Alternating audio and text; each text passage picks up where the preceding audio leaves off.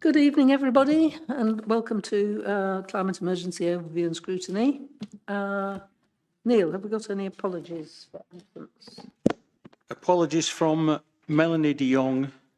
Moses is not here, but I think he's on Teams. And Beth Rowland and Chris Cook is here as a sub. Okay, minutes of previous meeting held on the 7th of January. Page 5. Has anyone got any observations? And Chris, I'm looking at Chris, but he wasn't here. Page 6. Page 7.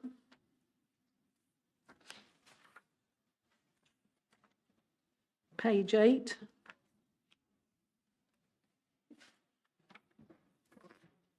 Page 9.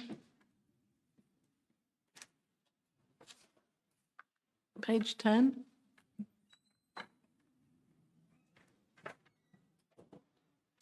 Page 11. Everybody happy with the minutes? Peter, are you happy? Good, fantastic. Did you get the GWR survey? I just noticed it said the GWR survey would be sent to you. Perhaps it's not available yet. Okay, right, show of hands. It's just 4 of us.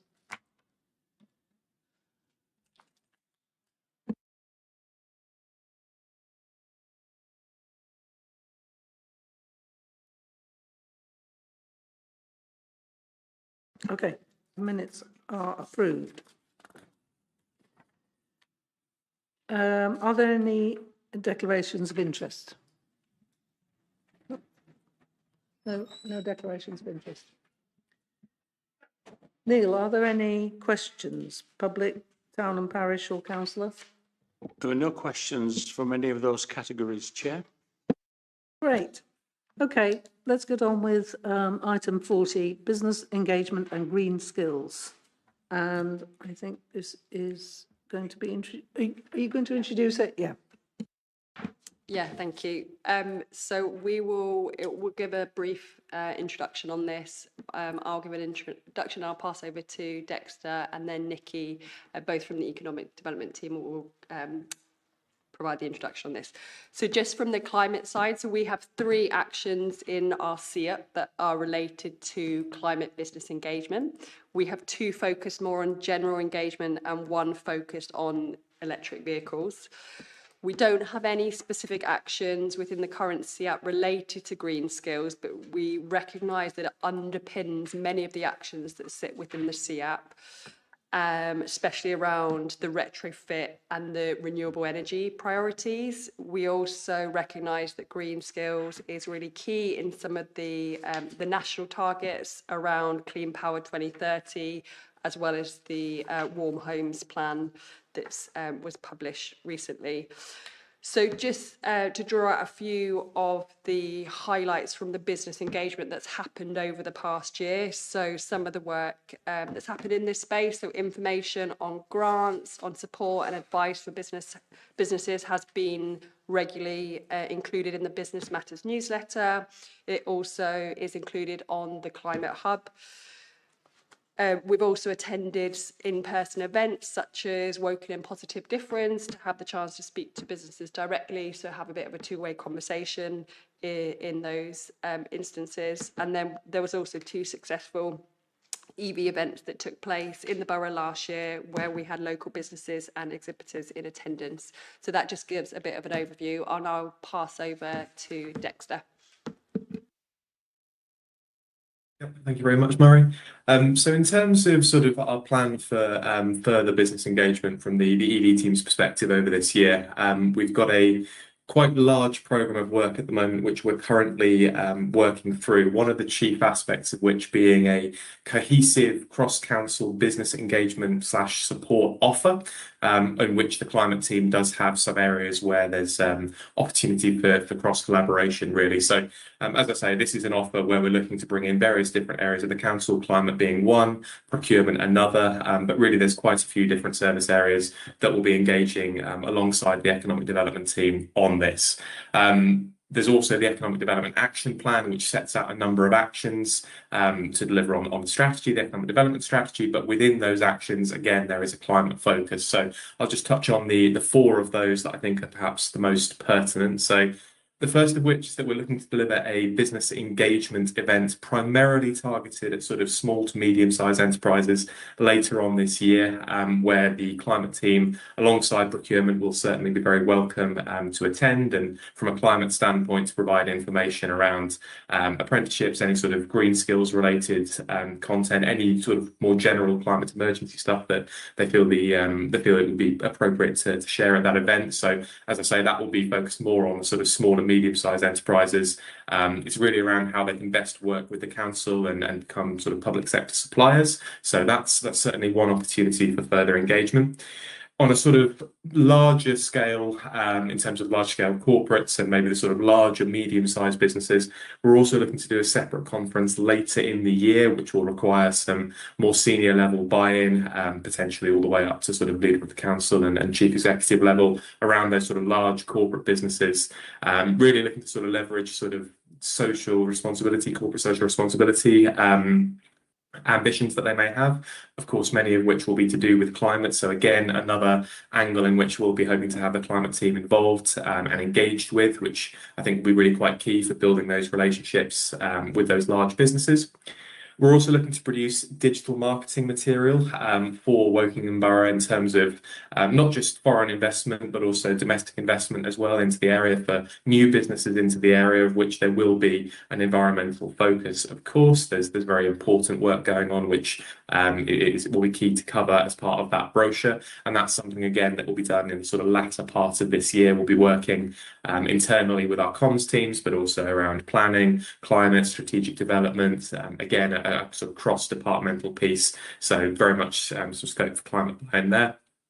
And finally, we're also looking to produce a study into the sort of current state of the business parks within the borough, and that's relevant from a climate standpoint and also a planning standpoint around things like energy efficiency of the buildings, the use of the buildings, and the changing nature of that, especially post-COVID, and obviously with the shift to remote working and some of the additions to some of our business parks, but also some of the rumoured exits as well. So really looking to get a better handle on that as a council, obviously with the ED team leading that work. But some pretty key areas for the climate team to have buy-in, and we're very much looking forward to working with them over the course of this year. So yeah, I pass over to Nikki on the green skills, I think. Thanks, Dex. Yeah, so in terms of our green skills, we are currently in the process of putting together and starting to research an employment and skills plan for the borough. And part of that is looking at the different groups that we need to support within our borough, but also looking at some of those sectors that we know are important for us. And green skills is one of those sectors. A lot of the work that happens around green skills actually happens more at a Berkshire level. So it's more about how we engage with those programs, promote them to our businesses and connect them to our learners. There is a lot sort of happening in terms of our FE colleges are delivering lots of upskilling courses. And we also have a range of skills boot camps that are available to both unemployed and employed people. There is another version of the local skills improvement plan that's due to come out in the summer.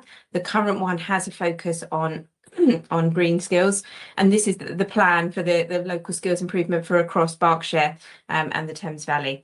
So the latest version is going to have a focus on it. They look to be prioritising retrofitting in construction, digital manufacturing within engineering, and they're looking also to embed those green skills in mainstream provision, which is something that I think we've talked about potentially at the last one we came to here. But there is a sort of a movement that in terms of green skills, yes, we need certain skills to help certain industries and the retrofit, etc., develop. But actually, there is something about that green literacy that actually what we need to be doing is making sure our younger generation are familiar with those terms and naturally embedding green skills into their future work. So I know that there has been some work that's been taking place within our schools through the Climate Ambassador Scheme, where we've been sort of working with the students, parents and teachers, helping to build some of that confidence and capability within schools.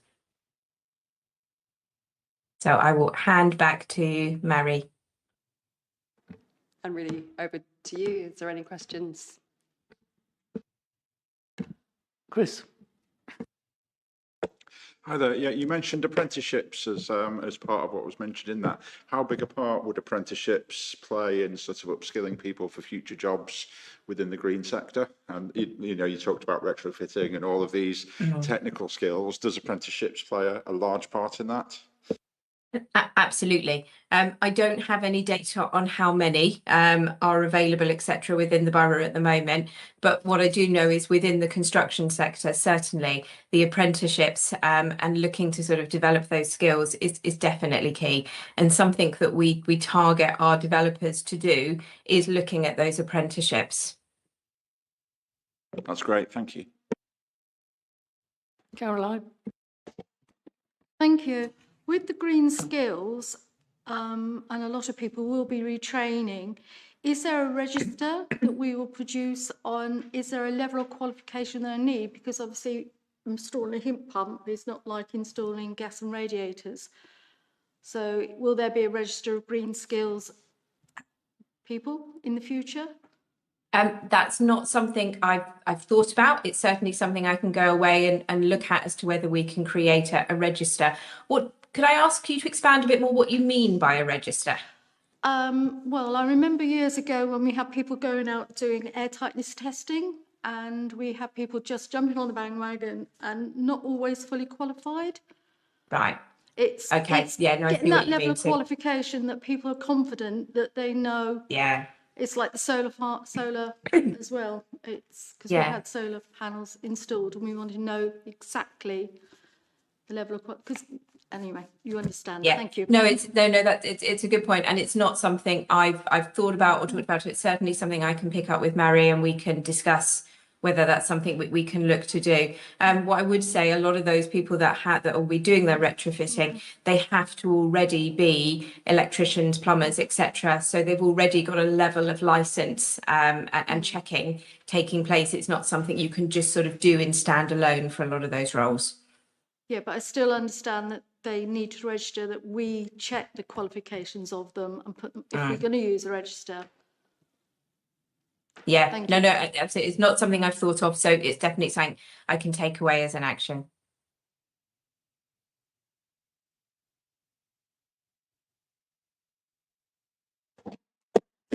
Peter.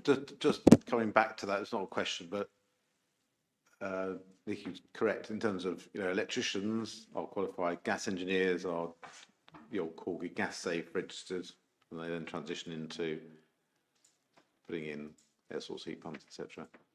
I think it would be an unnecessary overhead for this council to start running its own approved accredited installers lists outside of the standard gas safe register and EICR and all the other electrical registrations. So whilst it's interesting, I don't think we as a council should be doing that. It's not within our remit. Thank you. Just on that, it might be just identifying what exists currently, what's out there, and I guess that promotion of the existing platforms that exist to support residents in knowing who to use, because we do hear it when we go out and speak to residents. There is that nervousness with suppliers and who to use, and it's something we don't want that to be a blocker to retrofit. And so actually it's if we can identify what exists currently and promote that and share that, that's probably like that kind of nice in between. Thank you. That's what I meant, because I know when we were looking at solar panels, we spent a lot of time, and I think we chose the scheme that was supported by us because we had the backing and we were very happy with it. So yes, it's not to actually go out and double up the work, it's just to sort of make sure that we are helping.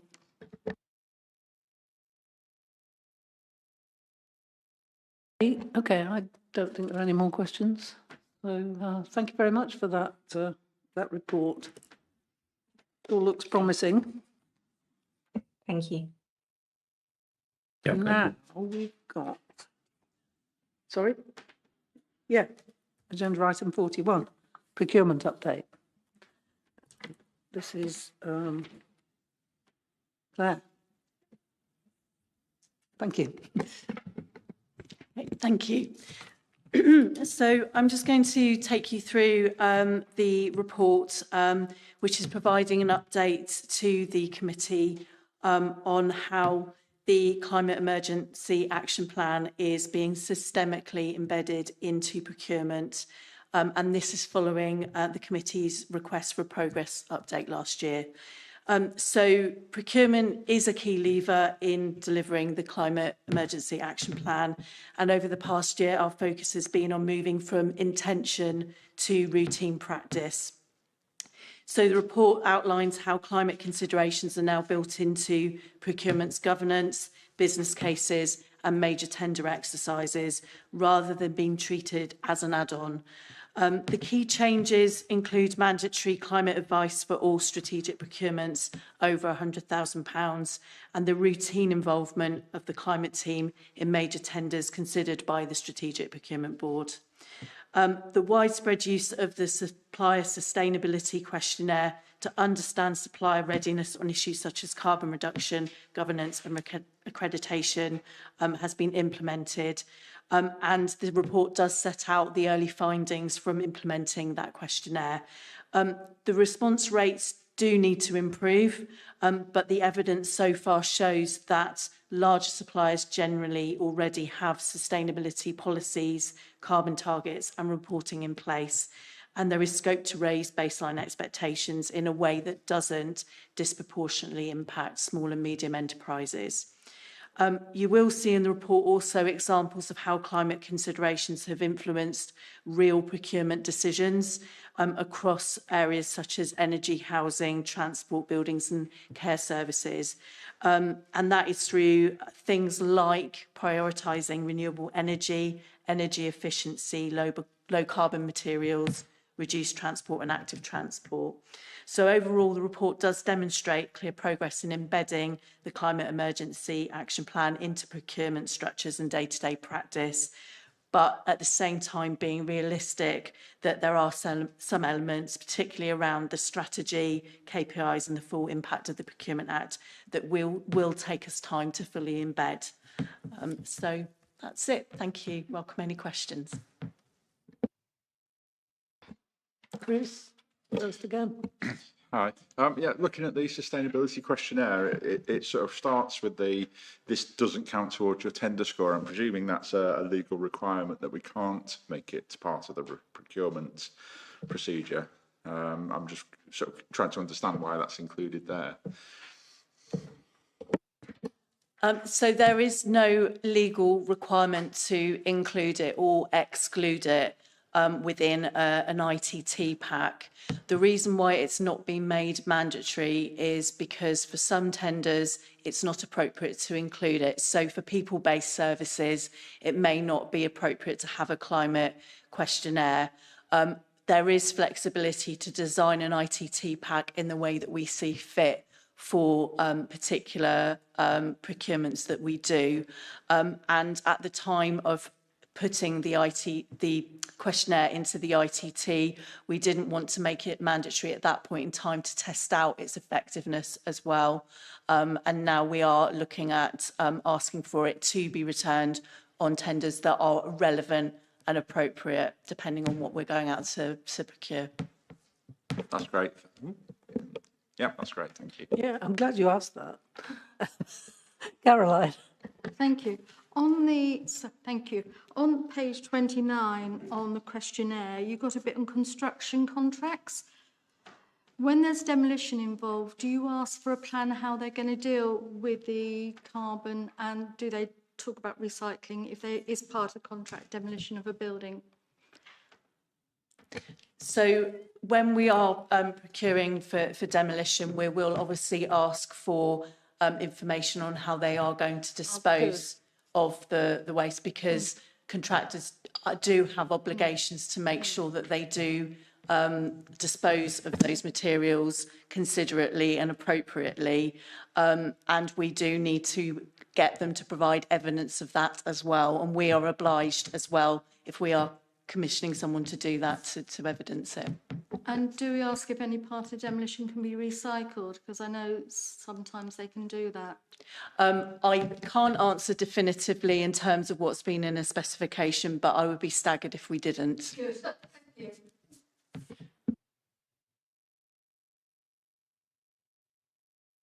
Chris? Hi, yeah, and again, you know, lots of good stuff in that questionnaire. Questions about sort of skills and training, is that something we would consider asking sort of, again, within that questionnaire? Could we be asking companies, do you provide skills and training in these areas sort of to professionally develop their own staff? That's a really good point, and that's not something that we have specifically considered as part of the questionnaire. What I'd want to do is just take that away and look at the standards that we are asking within that questionnaire to see whether by default that those skills and training is covered by that. So I will work with the climate team just to explore that a bit further to see whether actually we're duplicating information by asking that question again, if that makes sense.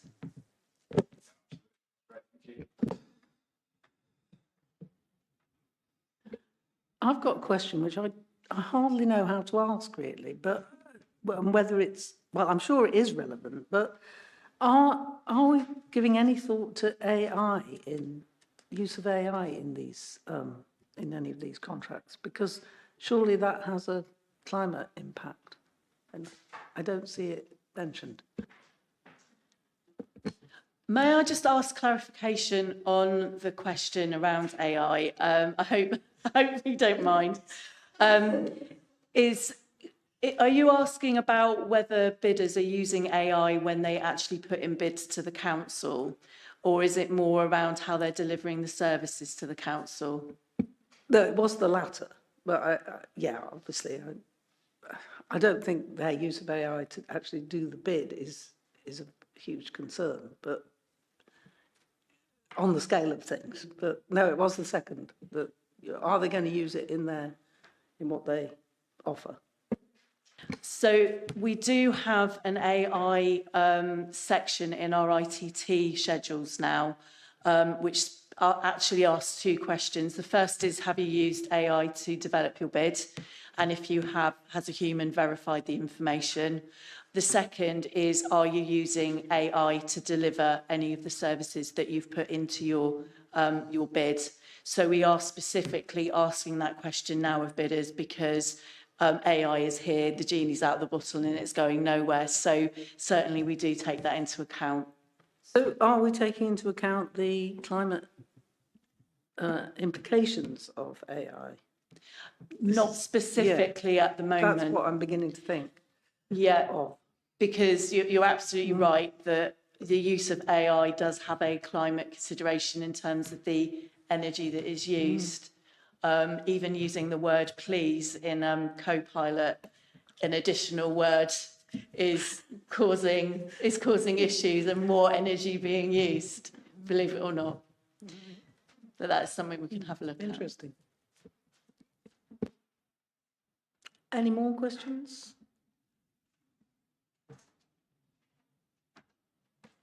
Moses has a lot of questions. No. Okay, well, thank you very much. That was very interesting.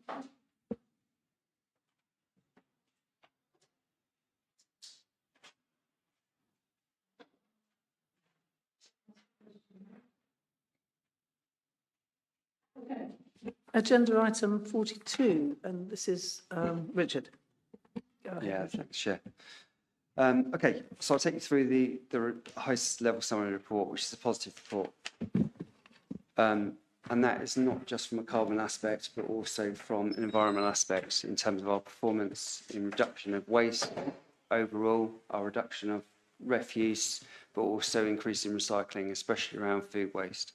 And that is really thanks to our brilliant residents undertaking all this, and that certainly must be acknowledged in terms of what they're doing. They're highly engaged, they're doing the right thing, and it's great to see the performance increase. Absolutely committed as a service and also our contractors to the CAP and carbon reduction. That will only increase throughout the years, especially when BIFA come in on the 1st of June. In terms of 2024, so members will recall that we went from weekly waste to alternate weekly waste collection systems. And we had 4 main targets of that: reduction of refuse, increasing recycling, reduction of carbon, and saving £1 million. The amount of refuse that is being decreased, which is nearly 25%, which is significant, that has exceeded what we thought we would actually get. The amount of food waste is over a third in terms of our collection, which has exceeded what we thought we were going to get. Now, that is a good thing and not so good thing, because it shows there is a lot of food waste or a lot of food that's being bought and subsequently disposed of. So there's an element around that in terms of our comms and how we do it and what we do. In terms of the money, i.e. the £1 million, as I say, we have met that through mainly disposal avoidance, i.e. recycling more and reducing our overall levels of waste, and also the blue bags, i.e. we haven't distributed tens of thousands of blue bags each year. We have provided a wheel bin which is more sustainable in the future and is a fully recyclable at its end of life. In terms of carbon, we're slightly behind target on that, but we are monitoring that as we go along. But the big ticket item is we have increased our recycling rate from 55 to 58%, which is brilliant news, considering the property growth in the borough over the last 5 years or so, which is 8%. So what we want to do is just continue monitoring the service as we go. We've got BIFA coming in on the 1st of June, who are going to elevate things as well. And we want to put more comms out and also identify any services or any other activities that we can put in place to reduce overall levels or increase the recycling. So that's the next big ticket item on the plan for that. We strongly engage with residents, and residents are very engaged with us. And the most recent engagement that we have with them, the consultation, is around RE3. That's a strategy for management of waste from 2026 to 2031. And it is 60% of the respondents from ourselves, as compared to Bracknell and Reading. We were the most with 60%, nearly 60%. So that's great news. So we have got engaged residents. We have residents that clearly want to recycle and do recycle. And that's certainly present. The other one is the general communications that we've put out to residents. So we do a lot of newsletters, and the reach is really high on that. So we continue with that. There are other areas of the borough that we want to help support, especially around flats.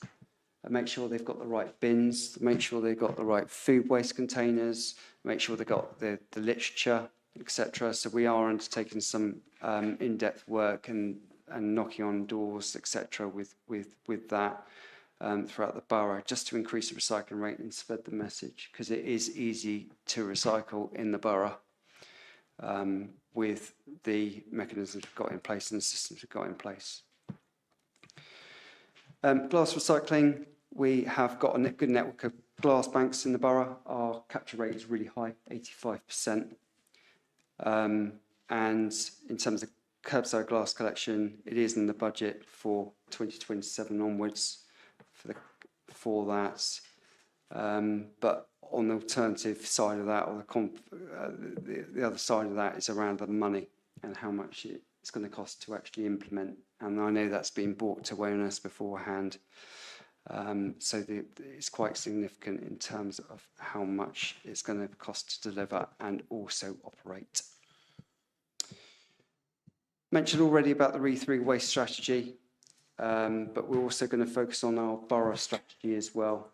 So what are we going to do in the next 5 years and up to 10 years in conjunction with BIFA and our RE3 partners? So we're going to progress that this year and then go out to public engagement in 2027 which we look forward to receiving feedback on. Landfill, our landfill, the amount of waste that goes into landfill is low, and we want to keep it that way. We certainly want to strive to get to zero waste. In December last year, we undertook a pop-up shop in Chapstead Baptist Church, and within that, there was quite a few items which were sold, and that avoided 870 kilograms of good quality furniture going to landfill. What we do ask members, especially in the room, is to suggest any other areas or any other locations that we could provide pop-up shops to. So we have Finchhead Baptist Church, but if you've got any ideas where we could undertake a pop-up shop over a weekend, a Saturday or Sunday or both, then please let us know. Be really interested to hear on that one. So continue on the pop-up shops, and also just identify other ways of reuse with our re-through contractor, FCC that is, as well as third-party charities. School children, absolutely encourage school children. They are the future, and we visited 19 schools in 24-25, which was around about 4,500 students, and we're on track to beat that this year. And the messaging around that is for waste minimisation, recycling, and also litter. We attended 2 share events in Woodley as well, which was great, and that spreads the message in terms of recycling and also the food waste elements in terms of only take what you need and reduce on that front. There is an item on here around waste transport, because transport doesn't actually feature in the CAP per se. So I wanted to bring that to the committee tonight for a kind of view in terms of inclusion of that, because our waste collection vehicles travel a lot each year, 1,500 kilometres per day, and I think it's probably prudent to include this element into the CAP going forward. Also on that, we have Biffa joining us in June, and they will be bringing in 5 new smaller electric vehicles, which will further help our carbon reduction element. So I'll seek views in terms of the inclusion of transport at the end for the CAP. There are a number of future race changes that are going to influence us as an authority and our authorities going forward. They will present challenges and also opportunities. I won't go through all of those, but the big ones around deposit return scheme, where customers will be able to pay additional 20p on drinks bottles, and then they'll receive that back when they return the bottle to a reverse vending machine. And that is to cut litter as well as increase global recycling. But it will impact our recycling rates, especially because we will not receive that in our recycling waste. So we might see a reduction in terms of our overall recycling rate, but coupled with that, we've got the EPR, or the extended producer responsibility, which is making manufacturers make their packaging more sustainable and also lighter, which will also have an effect, and that's already in place. You can probably see that for yourselves when you do shopping in terms of those changes. And then we've got the emission trading scheme coming through from 2028, and that's extra charge or an extra tax for burning fossil fuel, fossil waste that contains high fossil fuels such as plastic and textiles. So the aim is to get as much waste out of the black bins as possible all the way through, and it's clear that the majority of black bins, up to 60-70% of black bins, can still be recycled. So that's the kind of focus to really push. So I'll leave it there. I know Catherine's joined. Thanks, Catherine. And I don't know if you've got anything else to add to that? No, I'm sorry, committee, I was late. I don't know if Catherine passed on, but sickness, children combination. But I got them into bed, so it was all good. No, thank you very much, Richard.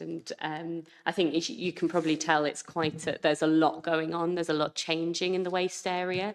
And I think the big takeaways for me is, we've historically looked at waste and success of recycling from a percentage target. And I think the CAP includes this 70% recycled, but due to these changes that have coming on the legislative side, that across the country we're seeing almost a bit of a ceiling as recyclable materials are reducing in circulation. There is more we can do, but I've been discussing with the team and keen to hear your views from a climate perspective, whether a percentage is really the most useful, or actually looking more at a kilograms per household, or and that more directly translates into a carbon saving. Because quite frankly, we don't want more recycling for the sake of it. We want less waste overall. So obviously less waste, what is coming going into the right bins, and then we can obviously keep trying to reduce and greater reuse of items as well. Thank you both. Have we got any questions? Peter? Yeah, I've got a few. Sorry about that. The reduction in waste, 25%, I think you quoted. That's encouraging, but you've chosen 1 year to compare against. I'd be interested to 21, 22 versus 24, 25. I'd be interested to see like a 5-year, progression, because I'm not accusing you of, but some people might say you cherry picked 21, 22 because it makes the figures look good. So if we could see the whole, like a 5-year, to see, hopefully, it'll drop off a cliff when it gets to 24, 25 because it's improved. But with those figures, we can't see that. Yeah, thank you for that. It's a good question. I think probably one thing in the report that may not have been clear, that was the target year that we were set against for alternative collections. So that was target year. In terms of every single year, absolutely fine, and that's reported on a quarterly basis to ONS. So I can provide the committee with that information. That's not a problem. And that's reported, as I say, every quarter to the committee, and I'll forward that over to the committee. Glass recycling. So moving from current collection to curbside collection, you put in costs related to curbside collection, but I couldn't see any costs related to the current collection process. So obviously we've got massive bins in car parks. Trucks have to go out, empty them, and there must be a cost associated with the current collection mechanism. So it'd be interesting to see what that is versus the new collection, so that we can see what the uplift is. Because I think you've just given us what the cost is for curbside. And I've asked this question before, but I'll ask it again. If we do go for curbside, are you taking the bins out of the car parks, and can we get some of our car parking spaces back? Yeah, thank you for that. So I'll answer the last one first. Yes, we will be reducing, and they will be taken out from certain areas, absolutely, and we can provide you with those indicative areas. In terms of glass collection and our current collection, it's in the tens of thousands each year for our current collection, whereas this is going to be hundreds of thousands, with £710,000 a year for operating costs, whereas the current operation is into the tens of thousands. So that's the difference. That's the magnitude of difference on that. Yeah, and that was discussed quite extensively at Corporate and Community Overview and Scrutiny, was it around September last year. So, yeah.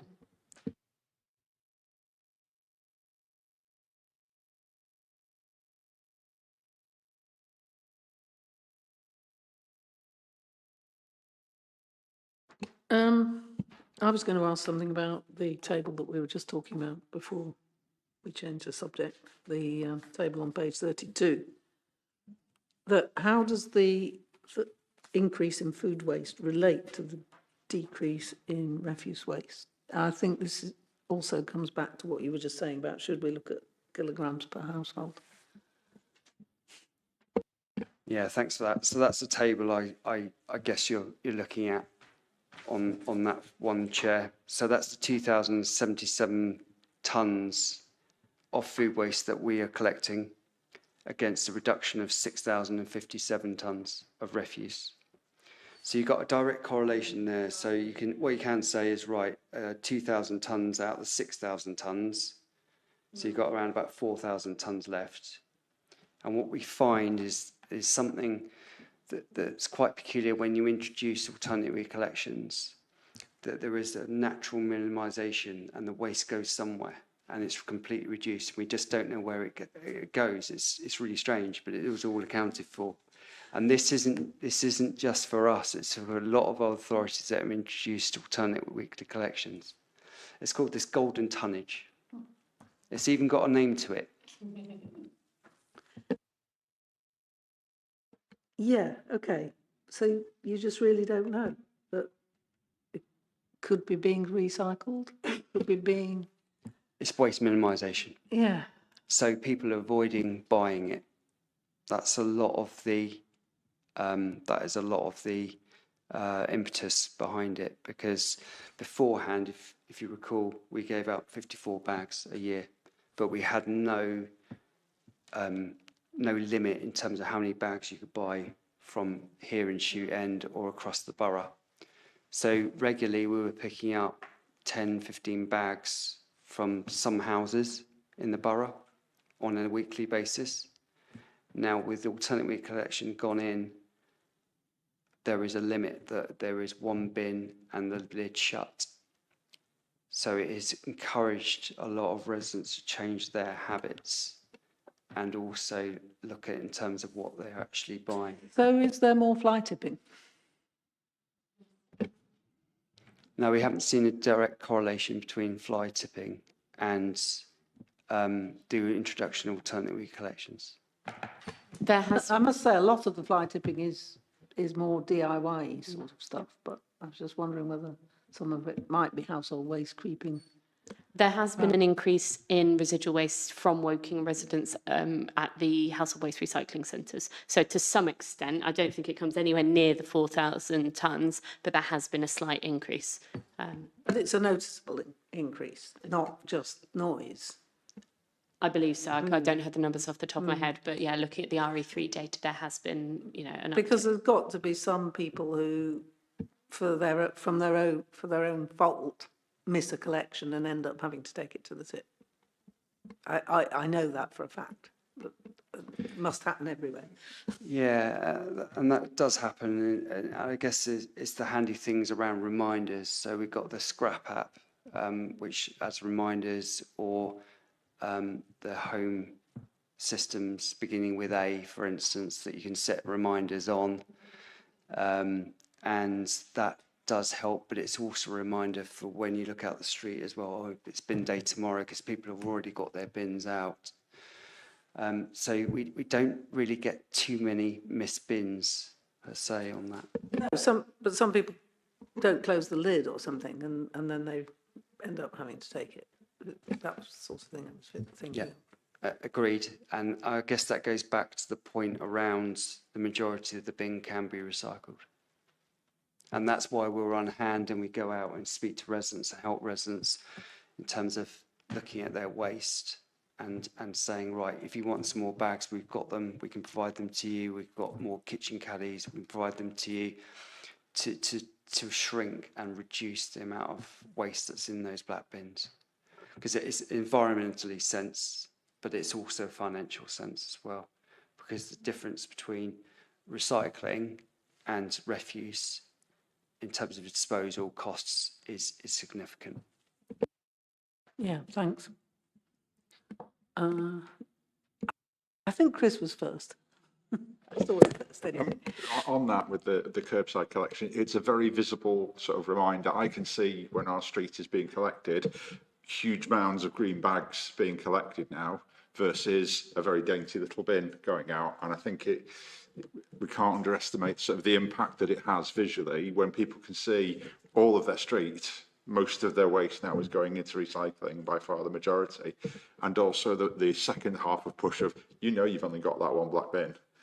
We don't miss that black bin because we know that that's our limit. And if we forget to put it out, we're a lot more focused, I think, on what's going where. It's made us more mindful, and how big an impact that is on what it is we're doing. Caroline? Thank you. I'm not sure you can answer this one. Business waste. Do we help businesses understand the recycling need? I know that's not, because they pay independently for it. I just wonder in their procurement process or talking with them about CEAP that we help them to recycle their waste. Yeah, it's a good point. So I think there has been a massive change recently, obviously, with simpler recycling coming in, not just for households, but also for businesses. So you can obviously see in Shoot End that there's been new containers put in place. We had containers beforehand. They've just been upgraded, as it were, just to make it more visible for recycling to take place here, and that obviously environmental and the financial. So everyone a certain size business does have to recycle, and it does increase to those ones which get smaller, like less than 10 people, for instance, over the next few years. So I think that's the kind of push on that, really. In terms of the waste team, we're always on standby to support and advise any businesses that come through in terms of potential options. Obviously, we can't collect from them as direct from a council, but we can point them in the right direction. And in terms of procurement, I'm unable to answer that point specifically, but in large organisations, they normally go out to tender to undertake their waste and recycling collections. Within that, they've probably got some sort of carbon element or reduction element which they need to meet. Good. Thank you. To go back to fly tipping, given the vast amount of litter and fly tipping, is there any way in which, I'm sure I've asked this question before, but I can't remember what the answer was, of recycling the recyclables in that? Does it happen at any stage? Yeah, okay. So I think the first thing about fly tipping is the vast majority of residents doing the right thing and disposing of their waste properly. It's the small minority of people that fly tip, and it is illegal, it is criminal, and we are pursuing those people that actually do it. In terms of the recyclability, it completely depends what is found. It could be a mixed load, and it could be hazardous, and therefore we would have to get rid of the whole lot in one go. If there are elements that we can recycle and we can dig out on the back of the vehicle through our contractors, then we will. The other one is around litter, and with BIFA we are going to commence litter picking and recycling of that litter pick, and especially around the adopter streets as well, and looking to introduce certain colour bags for any recyclable items for adopter streeters to do a brilliant job for the borough. So that's what we'll be looking at as well. Okay, great. I thought I remembered something about that. I have got another question. Oh, okay. I'll just ask my other question, which is nothing to do with any of this. You were talking about school children, and we've tried to get you to come to Swallowfield Show and do an activity there. And I wondered if there was any chance this year. You have my word, we will be there. Brilliant. Have you already committed to that? We will commit to that You right will? here, right now. Chris? Right, yeah, and the transport and logistics, it mentions there about them moving on to electrical vehicles. I'm assuming that we've taken into account where the electricity comes from that recharges the electrical vehicles, because obviously if it's coming from carbon sources, we're not really achieving anything, whereas if it's coming from renewable, I'm sure you have thought about it, but I just wanted to check, have we considered that? Yeah, that's a good point, Chris. What I'll do is I will get back to the committee on the answer with that one and go from there. Let's catch Yeah, I guess just to add, obviously, we are looking at an 8-year contract here, and it's come up in other areas. You know, we are looking now at the phase 2 of the Tatley depot and putting very significant scale solar on ourselves. So, I mean, obviously, the nature of the vehicles, I hope they will be out being busy during most of the day. So, you know, but looking at kind of storage, potentially using our own on-site generation will be part of that. But also, you know, as we go through, you know, the government has a pretty ambitious 95% clean power by 2030. So I think, you know, the grid is decarbonising very, very rapidly. So yeah, it's a very important point. And I believe in any carbon footprint, I don't know if Andrew wants to come in, but we tend to use kind of grid averages, so we would still be able to do that when we're looking at that. But yeah, I mean, also welcome views from the committee. Like I say, we don't currently have a target around the waste transport. I want to say off the top of my head that the footprint is around 40,000 tonnes a year for the transport side. I might be error, but I think that was sort of the order of magnitude. So we, you know, it is quite significant, as Richard said, that our waste and street cleansing vehicles do a lot of mileage. And obviously we are, the new waste contract, you know, there is flexibility around, in the future we may wish to consider introducing HVO, hydrogenated vegetable oil, so essentially a biofuel for those trucks as a drop-in. In the larger trucks, obviously some of the smaller ones are electric. So yeah, interested in the views of the committee, whether you think that's something that we should be pursuing. And actually I've been really impressed in our discussions with BIFA, the carbon savings they've actually achieved through just rerouting, using technology in the cab that actually, I guess, gives that nudge and the support to the drivers to just drive smoother, and the fuel savings and emissions reduction, not just carbon, but also particulates, air pollution and so on. I think there's a lot of good things that are coming. Well, I don't really see why we shouldn't put that, shouldn't put a target in for that into the CAP. Does everyone agree that that would be a useful addition? Yeah. Okay. Measurable. We can certainly take that away and develop those activities versus the targets as well. But I know Andrew's. Yeah, sorry, thanks, Richard. And yeah, thanks. I think Katrina's covered it very comprehensively there. Thank you very much. Just to add, yes, so we can add it as an action. We do already have a small action about the council fleet vehicles themselves, so we can either tag it on there or specifically in the waste section. But in terms of the generation for those vehicles, obviously we do have, I think, again, you've covered it. Ideally, it will be from our own site or options around that, and otherwise it's down to the contracts for the buildings themselves, which the charges are most likely to be attached to, which is done separately, but we do try and get the highest green tariffs within those conversations.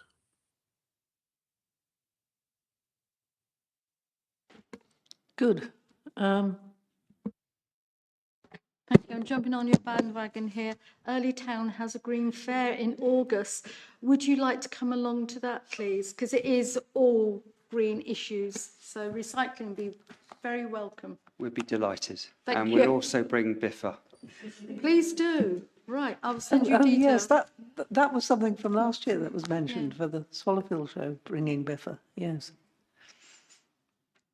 perhaps that's members should, the team does not have unlimited capacity to attend fairs, but perhaps that's something members and all your respective political groups can do is, if there's any requests, we should probably plan earlier, but Richard's promising a lot. We may not be able to promise to get to every single fair, but it would be great to have a good spread across the borough.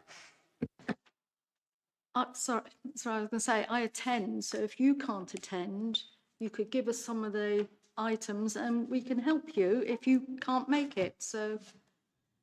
Yeah, absolutely, and I appreciate absolutely what Catherine said as well. It's good to kind of get out and about in the community as well, and that's really key, and that's what we did quite heavily in 2024 and 2023 with alternative collections, went to Winnish Fair, a lot of other fairs as well. So yeah, more than happy to attend those two, and yeah, we'll have a look at any others that we can attend, and we could potentially spread it over a couple of years, for instance. So we attend some this year, and next year we attend some others. But yeah, it's good to get out and about. Yeah, thank you. Right, anything else on waste? Just one, I was thinking about the food and food waste. I don't know if you can hear me through this. I wonder how much is actually buying too much and throwing it away. I think there's an awful lot that's thrown away because there's the sell-by date, or you look at my children, I just can't believe my eyes, and they're throwing half a chicken away. It was 3 days old, and I think, but it's not even green. Wait till it walks out the fridge. When it's slimy. But there's just so much, and that best before, and it's thrown. There's so much that's good food that goes. And I just think somewhere we need to be educated. And I can't understand it, because I think it's, my generation's children, they weren't brought up like that. So where did this switch come from?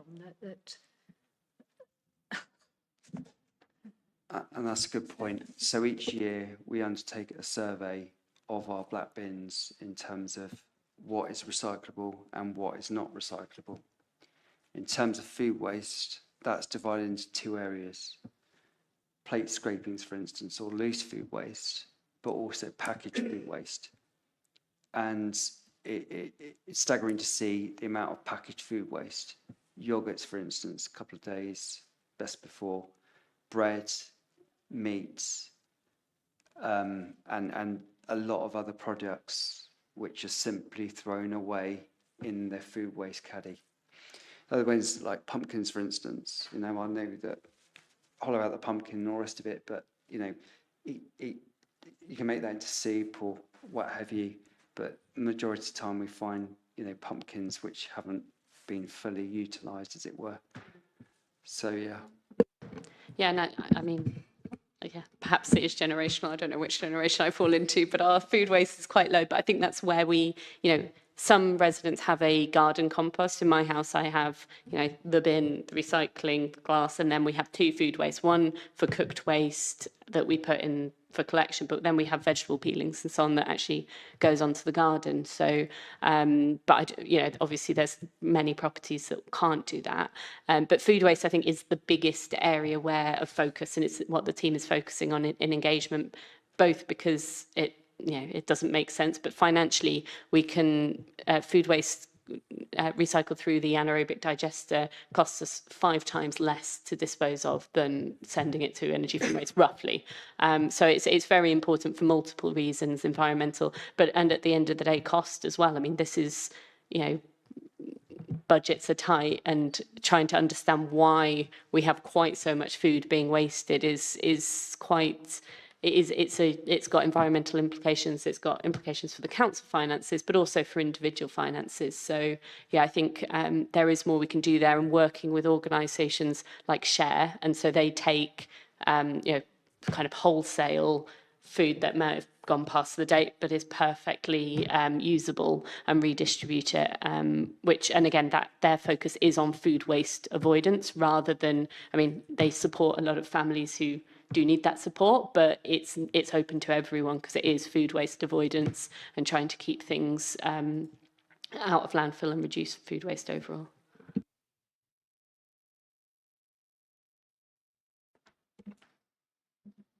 Okay, Thank you very much, everybody, and thank you, Richard, for that. Yeah.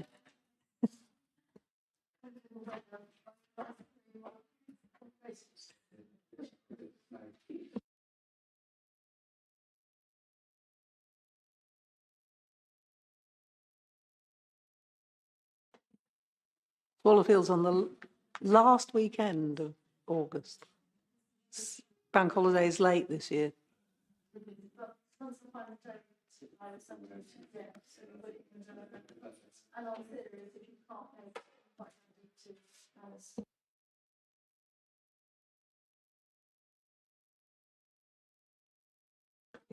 Okay, agenda item 43, community energy schemes. Myri?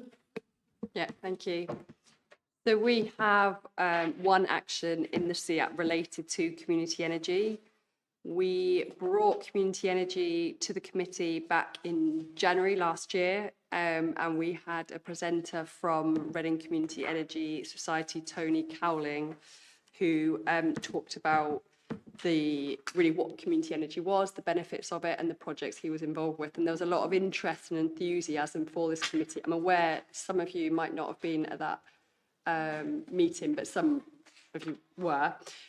So it was really, I think it was a really kind of good meeting, and there was lots of kind of interesting questions that came out of the following Tony's talk. So we had a report that went alongside Tony's presentation, and it was referenced in that report that we were waiting on the Greater Southeast Net Zero Hubs guidance document that was being produced, which was being aimed at local authorities to support community energy, working with community energy groups. So we were waiting on that when we came to the committee last January. That guidance was published in March, and since then we have used the framework that was outlined in that guidance document. And that framework highlights 6 different building blocks that local authorities can do to kind of build community energy and try and encourage community energy within authorities. So that since then, and I think because it is new to Wokingham Borough, I think that really was, we wanted to use that framework to help guide us and help kind of validate the work we were doing in this space. So since last January, we have made some progress in this area. In the report, I've listed some of them, but I'll just draw out again a few examples. So we built up relationships with Reading Community Energy Scheme, but also with Made Energy and with Save Energy, who are community energy groups that are based in Maidenhead. We supported a bid submission for Save Energy that went for the energy redress scheme. Unfortunately, it wasn't successful, but we're still in conversation with the group, so hopefully there will be future funding pots available, and we expect there will be future funding pots available given the local power plan that was published earlier this last month in February, which committed to funding in this space to really support community and local energy projects. Some other key progress we've made. So there was a feasibility study that was undertaken on one of the HRA sheltered schemes. As part of that feasibility studies, we spoke with Reading Community Energy Scheme. They looked at the scheme and they provided information on how they would, the numbers on what they would deliver. We compared that to numbers of us installing solar ourselves. Based on the numbers, the decision was made to do that ourselves, but it's, they're being now embedded in that business case process, which I think is a step forward than where we were previously.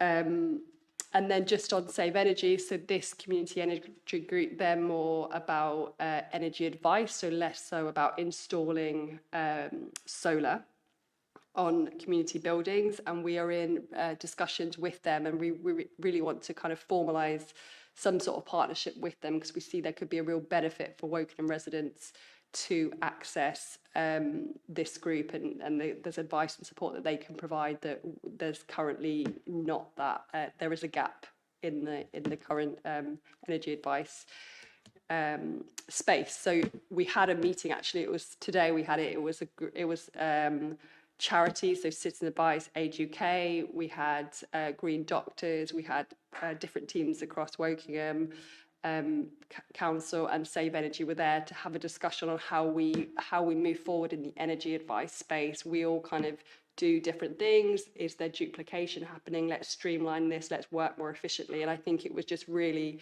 it was really great having that Save Energy there, because they could offer a different perspective that I think the VCS and the council, you know, doing stuff that we haven't done and we could, you know, look at in the future. So that just gives a bit of an overview. Just thinking about the future, we really want to unlock a community energy scheme on one of our corporate buildings. So I know when retrofit was brought to this committee last time, Sarah Morgan gave an update on the retrofit plans around the corporate assets. So as part of that plan is being looked at the moment.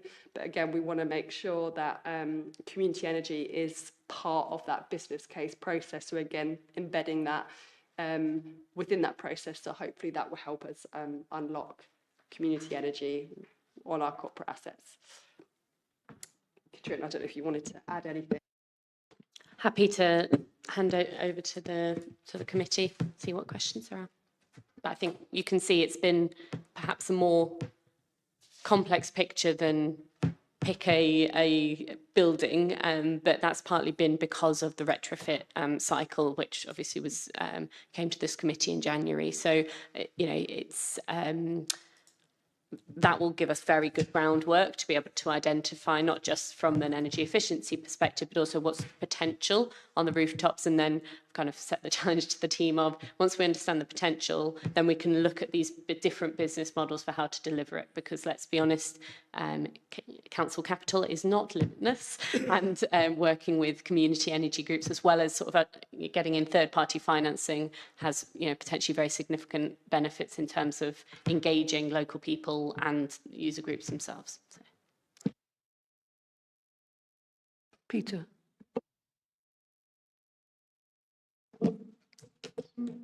Mary, you talked about evaluating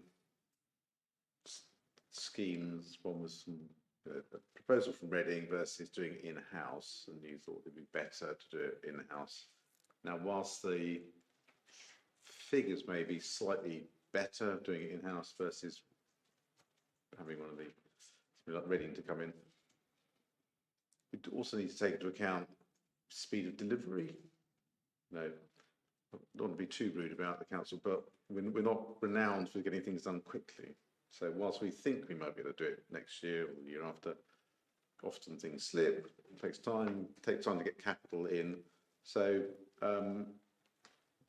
perhaps if we can, in the evaluation of these schemes, think more about getting it done quickly, get the experts in, get it done, get the revenue now, rather than a few pounds extra in 10 years' time. So I would encourage us to use the people who are doing it, who've demonstrated they can do it, and get it done now, rather than chasing too many extra pounds doing it internally. So I can guarantee it'll be late, it'll cost more than we expect. So if we can take that on board. I think that's a very fair comment, Peter, and something I will be taking forward.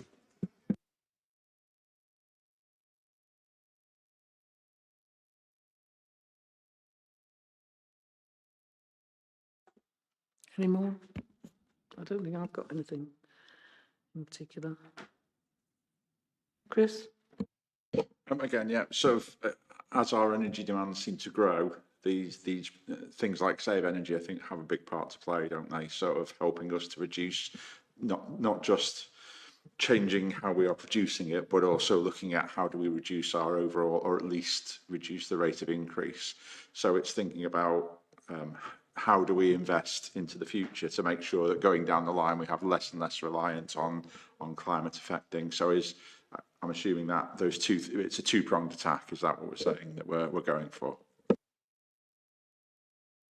So just to clarify, I mean, Save Energy focus on the domestic sector. So this is, you know, recognising that, you know, domestic household emissions are actually the largest portion of the borough's emissions. So where we've always had this question mark of, well, we can put information out, we have ways to engage with people, but it is that kind of softer influence rather than control. So that's one of the key reasons to be working with an organisation like Save Energy, who really are targeting the domestic sector because it's such a large part of our emissions. So I don't know, Mary, if you want to, but you're absolutely right. I mean, the energy we can just avoid using entirely is even more beneficial than putting lots more solar panels everywhere.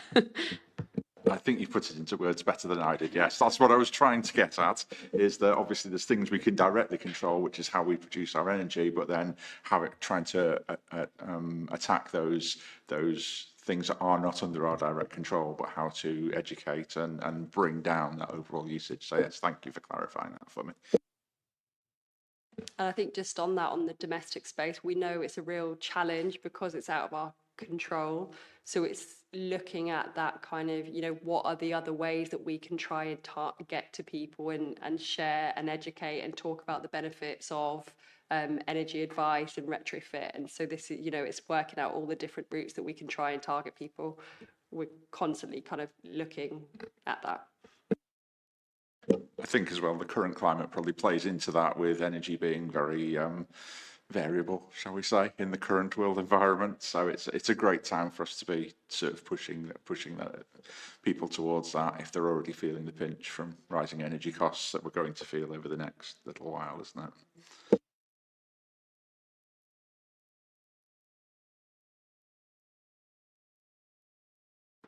Okay, thank you. I think you were going to say something about Barkham Solar Farm. Yes, I was going to ask Chair, because I'll be honest, I thought I clearly didn't check the front page. So when we came to this committee in January, I think we said we would come back to this meeting, obviously due to the very significant news about the connection reform update. So we do have it was a verbal update. I'll be honest, I thought there was going to be an item on the agenda for it. There doesn't seem to be, but I'm very happy to give you the item anyway, as long as we're told we're allowed to do that. If we're on item 44, which is the work programme, Barkham Solar Farm gets a mention in there, so we could do it under that item if the committee's happy. I'm sure the committee would like to hear an update. Thank you, and this ahead. written update will be shared shared with Democratic. In fact, if it's not already been shared with Democratic Services, so happy to distribute Okay, as well. we're on agenda item 44 then. Would you like to ask me a question about any update to the Barkham Solar Farm? Yes, do you have an update to Barkham Solar Farm? I do indeed. So members of the committee, I'm afraid it's a relatively lengthy one, will remember that at the January 2026 meeting, officers provided an update on the outcome of the NESO, National Energy System Operator, connections reform process and the implications for the Barkham Solar Farm project. At that point, we explained that the project had been allocated to Gate 2 Phase 2, resulting in a significantly delayed indicative firm connection window of 2031 to 2035, compared to the previously agreed connection dates of April 2027 for a non-firm connection and Q1 of 2028 for the firm connection. Since that time, officers and councillors have continued to work across several fronts to clarify the project's position and explore practical mitigation solutions. So the engagement with SSEN, Scottish and Southern Electricity Networks, NESO and NGET, which I'm pretty sure is a National Grid Electricity Transmission. Sorry, we should have written those out in here.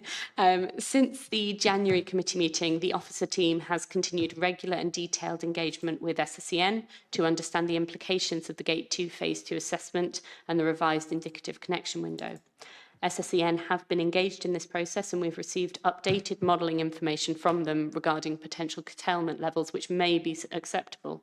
However, they are unable to give any levels of certainty or to guarantee to our position in the connections queue, as the assessment and dependencies which impact our queue position are ultimately the responsibility of NESO and NGET. And disappointingly, NESO and NGET have not engaged constructively with us on this issue to date. For example, despite continuously asking, we have received no further clarity on the assessments done on our project to justify the position given of Gate 2 status Phase 2. And we also understand that NGET are considering dependencies affecting our offer on the transmission network, but they have not shared any of this work with us to date. The one piece of clarity we have had is that NISO have confirmed via correspondence with Yuan Yang MP their assessment that Barkham Solar Farm was allocated to phase 2 rather than phase 1 due to need based on the government's Clean Power Action Plan rather than readiness. So just to clear up some points that have been raised in Council, being more ready by entering into a construction contract sooner would not have changed this assessment outcome. The position remains that the confirmation of any connection dates will still not be given until the earliest of Q3 2026, and more recent statements from NISO and NGET appear to extend this window of uncertainty rather than reduce it. The lack of engagement and any certainty or guarantees from NISO and NGET has been raised with these organisations at the highest level through formal letters sent by the Leader of the Council and Chief Executive, and these letters have requested urgent meetings with senior decision makers to press for clarity on the revised dates and to explore whether options exist to reinstate earlier delivery timelines. The latest of these went out this week. On the lobbying side, both Clive Jones MP and Yuan Yang MP have written to DESNZ and, the Department for Energy Security and Net Zero and the Department for Business and Trade to highlight the urgency and significance of resolving this current impasse. And Clive Jones MP asked a question on this topic in Parliament earlier this month and since has followed up with the relevant minister in coordination with the Council. On a visit to Reading in January, Ed Miliband was asked, the Secretary of State for Energy, Security and Net Zero, was asked about the issue of delay at Barkham, and so he's definitely aware of it. Sadly, no further progress yet. So in terms of our engagement with Equans and the contractor readiness, as reported in January, Equans does remain our preferred contractor. We are continuing discussions and preparation of contract documentation with them to maintain project readiness and ensure that the strength of the business case and deliverability of the scheme is fully understood. But Equans remain advised that we will not enter into the contract with them until we have firm connection information or a capped acceptable level of curtailment risk. Equans are themselves lobbying within the sector on the Council's behalf and are supporting our efforts to achieve clarity on connection timescales. In parallel with our grid connection related work, officers have continued to progress the Council's energy offtake strategy. We are exploring the practicality of potential arrangements, including, for example, whether private wire connections to local end users could provide a viable risk mitigation pathway, especially during this period or during any period of uncertain or potentially curtailed exports. And so these discussions are ongoing at the moment. So in conclusion, the Council remains fully committed to delivering the Barkham Solar Farm. However, until we secure firm connection information or acceptable limits on curtailment risk, we cannot progress to contract award. And we'll continue to keep the committee updated as further information becomes available. In the meantime, we continue to welcome any suggestions from members of organisations, individuals or industry contacts who may be able to support efforts to secure earlier connection dates or to strengthen our lobbying position. Thank you. This is maybe not at all relevant, but residents tell me that the footings are being put in for the solar farm that's happening just near me. I haven't actually seen it myself. So it's private, you know, it's one we've given planning permission for to someone, landowner. So I don't know whether they're ahead of us in the queue. I'd be very surprised if they were, because it doesn't seem to be as mature. But they are putting footings in. Yeah. I can't speak to that. I mean, if you'd like to share any more details with that, yeah, we can look into it. I mean, I guess it does come down as well to any organisation moving forward, essentially at the end of the day, has to decide their level of risk tolerance. And I think we've been transparent with the committee in terms of where we currently stand on that. And I think but I can't speak to any other developer who may take a different route. Yeah, I mean, they may just have decided they might as well go ahead and get them in. Any other responses, questions about them? Disappointing. Yeah, it is disappointing, isn't it? I've got to say, also disappointing, also they don't give us a full explanation why. That's what I struggle with. as well. Yeah, and that's obviously a key part of what we're questioning, particularly in the context of the local power plan that was released. And I think from the government perspective, so, that is to encourage local energy. This is a local energy project. So I think that's where, I fully accept that the connections reform process had to happen and, planning has to happen. But we hear all the support for locally owned energy. And so that's, I think, why we are continuing to make the case to ministers that this is a locally owned energy project that, is very near ready and to help us in terms of just letting us get on with it. Okay, any more observations on the list that Neil has put in agenda item? Oh, sorry. Who is it? Moses. Sorry, Moses. I can't see the screen properly. Okay.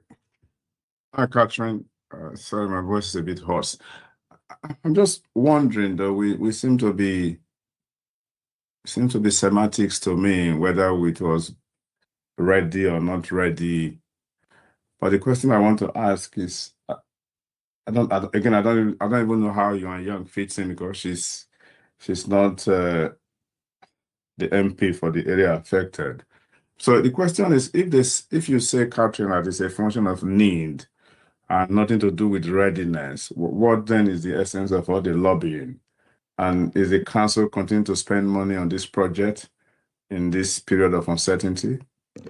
So in terms of Yuan Yang's involvement, we did reach out because, this has significant impacts on the borough-wide climate emergency action plan and, quite frankly, finances as well. So it was acknowledged that this is, the site itself is not within Early and Woodley constituency, but the project does have relevance to all residents in that constituency. In terms of the need, I think this is where the connections reform process is fairly untransparent, and I think the point we are trying to make is that the government is trying to support local energy. There's going to be some form of shuffling, and was, that process in line with how they wanted it to come out, and make the point that local energy schemes such as ours seem to have been, it's difficult to tell because of, obviously, we don't know everyone's queue position, but it does seem a bit perplexing. And we'd like to kind of, I guess, point out the discrepancy between a, stated and, being fleshed out support for local energy and the impact that connections reform has had on this project. In terms of continuing to spend money on the project whilst in this period of uncertainty, I outlined in the statement there are a few small areas in terms of ongoing work, in terms of pursuing this, the offtake strategy. And the reason I think that is quite important is that, well, again, this is officer time. We're not talking about further spend, but is that, these potential private wire routes are ones that could, potentially together with other risk mitigation factors, get us to a point where we are able to make an informed decision about whether the level of risk of going ahead with a late firm connection, albeit we still have the April 2027 non-firm connection. SSEN have told us that their modelling suggests that the curtailment rates would be low. And if we are able to get a number of sort of risk mitigants in place, we may still be in a position that we want to move ahead. But it is absolutely based on what risk mitigation can be put in place to avoid us being in a situation where we've connected to the grid and then we can't export the amount of energy that SSEN have modelled that we should be able to. Yeah, sorry, Catherine, I'm coming back. If as of November, as far as I can recollect, the business case was still being discussed. If we now have an externality in terms of curtailment, doesn't that even make the business case a bit more dicey and something that needs to be reconsidered? So, I mean, so the big change from November, as we updated you in January, was that work we updated the committee on with Equans to bring down the project cost was successful. As we said in January, we'd very much hoped to be coming to this committee in January to say, excellent, we are either signed or we are in the final stages before signing the contract. So significant progress was made from that business case in terms of reducing the project costs. This uncertainty, of course, is a factor where the timing is critical, but it's more than that, is that without knowing when the firm connection date, we've been given this back end, I guess, of if it was absolute worst case scenario 2035 for essentially a guaranteed you can export 100% of the energy, then that would all feed into the modelling. So yes, it will need to be rerun as and when we kind of have this clarity, but there are variables that are changing at all times. So, we're not at the point of being able to make a decision due to the uncertainty, but we will keep this committee updated as we go ahead.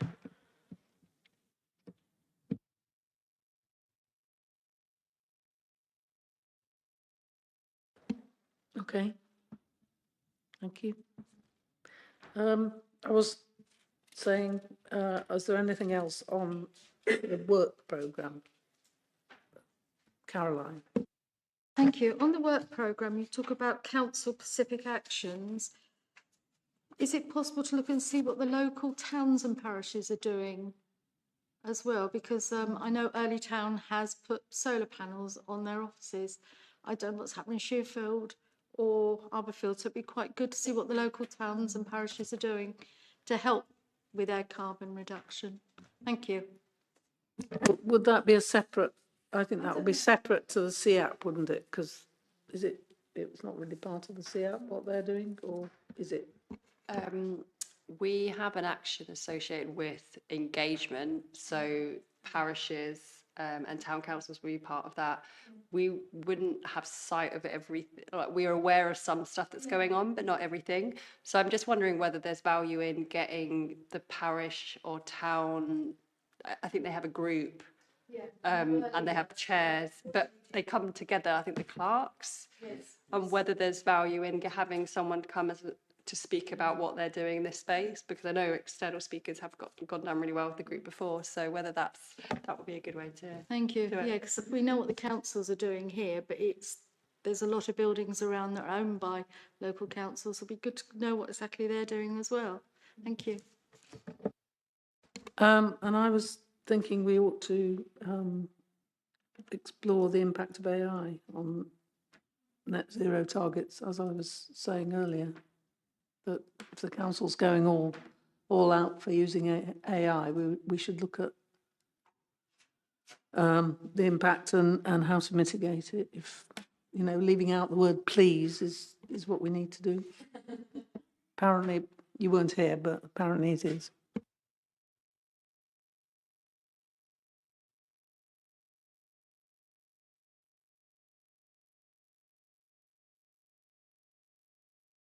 Okay, anything else? Any other ideas? Well, if you have any ideas, obviously we can add things throughout the year. And that leaves agenda item 45, the action tracker, which, apart from Barkham Solar Farm,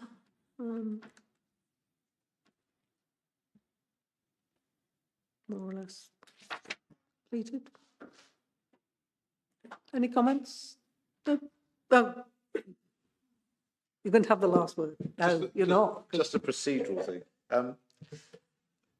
Because there's stuff on here since, I don't know, May last year. So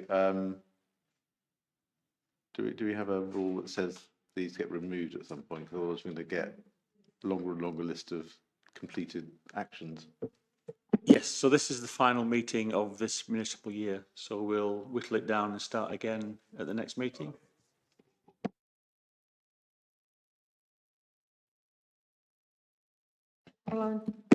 I just wonder if we need to have a sort of short report about the impact of not doing the solar farm on our carbon, reaching it by 2030, because I think there should be, I assume a big impact, so it'd be good to have something related to that. Sorry.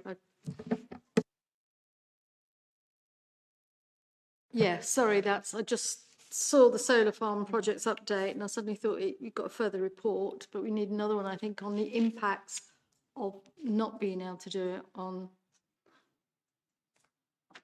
Thank you. Yeah, that sounds like a good idea. Okay, right. Well, thank you very much. And meeting, I can't see the clock from here. It's something shining on it. Fantastic. 8:30, that isn't bad. Thank you very much. Bye.